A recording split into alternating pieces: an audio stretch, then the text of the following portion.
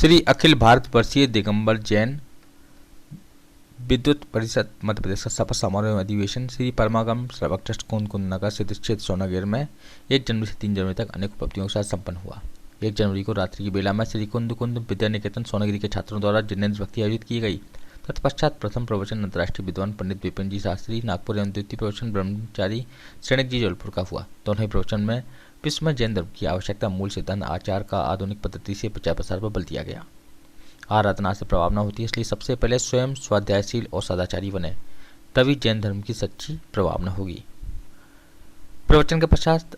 प्रदीप जैन आदित्य झांसी पूर्व केंद्रीय मंत्री मध्य प्रदेश विद्युत परिषद एवं परमागम श्रावक ट्रस्ट की ओर से सम्मानित किया गया एवं उन्होंने अपने उद्बोधन में जैन तत्वज्ञान के प्रचार प्रसार में विद्युत परिषद की महत्वपूर्ण भूमिका सिद्ध होने की बात कही।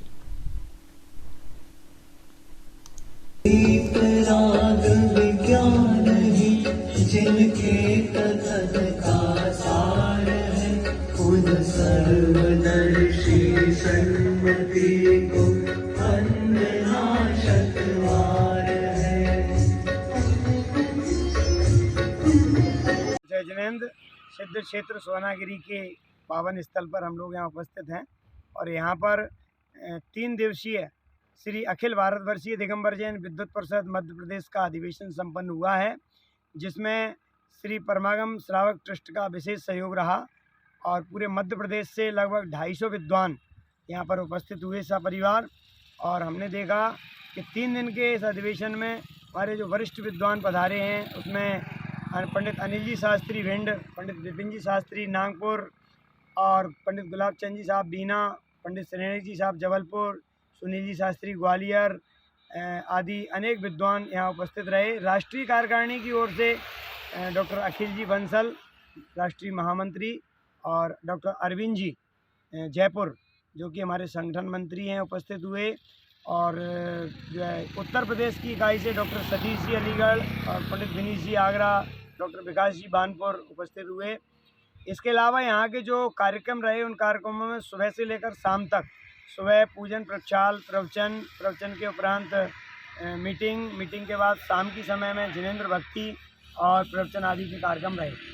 दिनांक 2 तारीख को जो विशेष कार्यक्रम का आयोजन किया गया, सुबह की वेला में प्रवचन के उपरांत इस अधिवेशन का उद्घाटन समारोह और सभी विद्वानों के वक्तव्य लिए गए। तदुपरांत सभी जितने भी मध्य प्रदेश की जो इकाई है उसके जो पदाधिकारी हैं, उनको सबको स्वागत करके तिलक करके और एक इसमें जो है प्रपत्र भेंट किया गया, प्रशस्ति पत्र भेंट किया गया और सभी विद्वानों का स्वागत किया गया। साथ ही दोपहर की बेला में एक बड़ा कार्यक्रम 3.5 घंटे का जो रहा, खुला मंच कार्यक्रम अपनों के बीच अपनी बात, पंडित गुलाब चंद जी बीना ने इसकी अध्यक्षता की और सभी वरिष्ठ विद्वान मार्गदर्शक विद्वान वहाँ मौजूद थे, सुनील जी शास्त्री ग्वालियर आदि, और उन सभी विद्वानों ने अपने अपने वक्तव्य रखे।